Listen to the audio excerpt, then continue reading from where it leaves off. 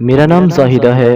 بچپن میں جب ہم چھوٹے تھے، میری 3 بہنیں پہلے سے تھیں اور چوتھی میں اپنی ماں کے پیٹ میں تھی۔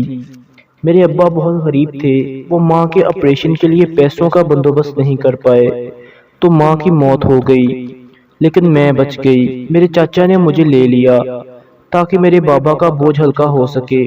پہلے تو میرے چاچا کی کوئی اولاد نہیں تھی، لیکن جب مجھے پالتے ہوئے 2 سال گزر گئے تو چاچو کے ہاں ایک بیٹا پیدا ہوا۔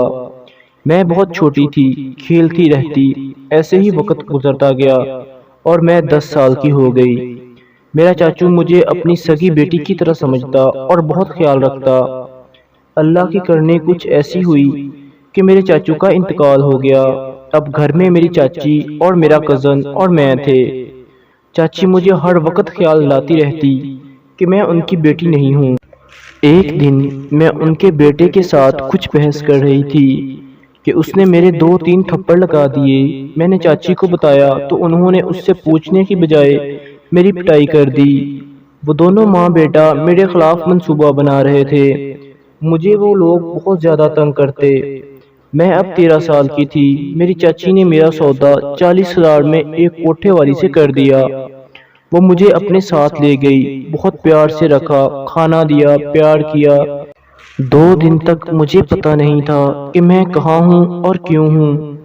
تیسرے دن جس کمرے میں میں تھی وہاں ایک شخص آیا تو اس نے میرے ساتھ غلط حرکتیں شروع کر دیں۔ میں نے رونا اور چیخنا شروع کر دیا تو وہ بولا، 2 لاکھ روپے دیے ہیں تمہارا رونا اور چیخیں نہیں سننی مجھے۔ اب روز وہاں ایک نیا شخص آتا، میرے ساتھ ہم بستری کرتا اور چلا جاتا۔ جیسے جیسے میں وہاں پرانی ہوتی گئی، ویسے ویسے مردوں کی تعداد بڑھتی گئی۔ پہلے 1 آتا، اب ہر روز 2 آتے، پھر 3، اب میں روزانہ 6 یا 7 مردوں سے ملتی اور کبھی کبھار اس سے زیادہ بھی۔ وہاں اور بھی بہت سی لڑکیاں تھیں۔